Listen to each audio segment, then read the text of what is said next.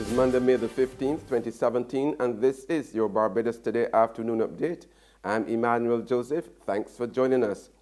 Topping the news at this hour, some 100 workers of Rotherley Construction Inc. staged industrial action outside the company's Warren's headquarters this morning. They are upset over a management decision to change their contracts. However, shop steward Matthew Gill expects that a meeting this afternoon between their bargaining agent, the Barbados Workers Union, and management should resolve the issue. Management has declined comment on the protest action this morning. Just a small matter between the company and the workers in terms of job contracts and job descriptions. The workers are having, it's a little bit of a contentious issue. The workers are having some problems with it, so that's just what we're dealing with now. A member of the Frontal Stewart-led cabinet is sticking to his guns when it comes to same-sex marriages in Barbados. Minister of the Environment and Drainage, Dr. Dennis Lowe, says there's no way he'll ever vote for same-sex marriages if the matter came to Parliament. The Christchurch East MP was speaking at a Mother's Day event at St. Christopher Primary School, where he honored a number of mothers. I don't buy into the notion of those who, perhaps because they have not demonstrated in any way, shape, and form the maternal instinct, because perhaps they have not had the joys of nursing and suckling a young child, perhaps because they have not experienced the joys of raising children. I am not about to support any idea that the greatness of the nation is bounded up in any individual who does not regard the importance of motherhood, of family, and of marriage according to the biblical standard. I made a point recently in a church, a local church, that there is an attempt in certain quarters to advance a legislative call for same-sex marriage. And I do not have any intention, within or without the legislator, to support any such notion. Minister of Culture Stephen Lashley has promised to meet with disgruntled masqueraders to try to resolve their outstanding issues before the Crop Over Festival starts. Lashley told the Crop Over Thanksgiving service at the Vauxhall Methodist Church yesterday that while he couldn't guarantee anything, he would do all he can to meet the masqueraders' needs. I'm aware, of course, of the issues raised by the masqueraders, and we will certainly work with them in terms of solving any outstanding matters that they have. They are among our valued partners, and we treat all of our valued partners with tremendous respect, and therefore I give the assurance that all issues raised will get the hearing not only of the NCF but certainly of this minister, with a view where we can to resolve any outstanding issues. Amidst the current challenging economic times, some 300 financial advisors from across the Caribbean will gather in Barbados for a major conference starting Sunday. Experts will also be here from North America for the 4th Annual Congress under the banner of the Barbados Association of Insurance and Financial Advisors and the Caribbean umbrella body. Using the theme, The Power of Imagination, the financial officials will seek to chart a new course towards success for the sector. Barbados has been lauded for its work in a Human Development Strategy program. The praise is coming from no less a person than Head of Cooperation of the EU delegation to Barbados and the Eastern Caribbean, Mark Thill. An awards ceremony over the weekend was told that Barbados had received $109.2 million in aid from the EU, mostly for human resource development. The whole thrust of that program is to support the government in its efforts to improve competitiveness, promote sustainable growth, and alleviate poverty.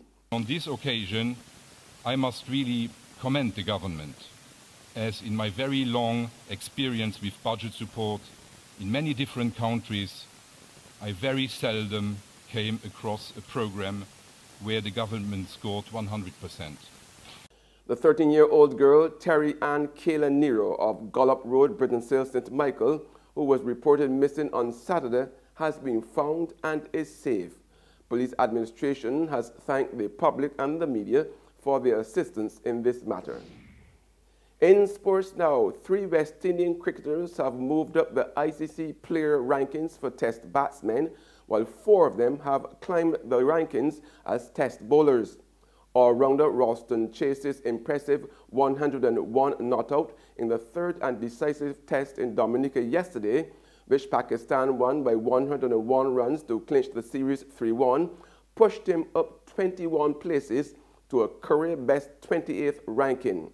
Captain Jason Holder is now in 54th place after moving 7 spots, and Shai Hope goes up 4 places to 97th. In the bowling rankings, Holder, Azari Joseph, Chase, and Devendra Bishu have all climbed the ladder.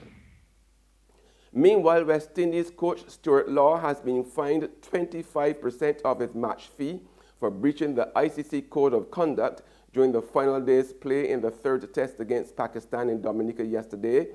Law was found to have violated the ICC Code of Conduct for players and player support personnel, which relates to showing dissent at an umpire's decision during an international match.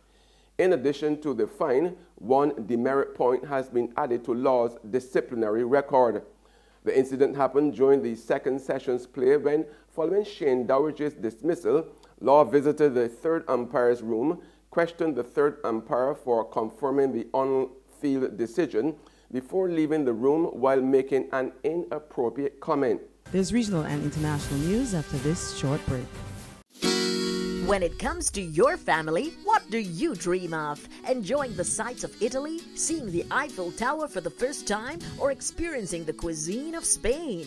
Courts can make your family dream come true. Shop at Courts for a chance to win a dream cruise for a family of 4. Spend $999 or over at any Court store or online at shopcourts.com. Every $100 gets you a chance to win that cruise to give you more fun time with your family by cruising the Mediterranean, a value of over $20,000. So stop dreaming and start shopping to make your dream come true at Courts, bringing value home.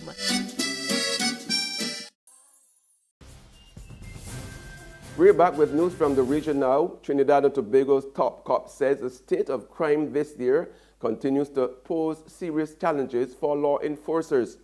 Acting Police Commissioner Stephen Williams warns that the country has to tackle the violence in the society if it's to bring down crime. Elisa Boucher has the details. Crimes such as robberies and burglaries, they're showing signs of a 16% reduction. But do you feel safer walking the streets or even at home while bullet-riddled bodies continue to make headlines?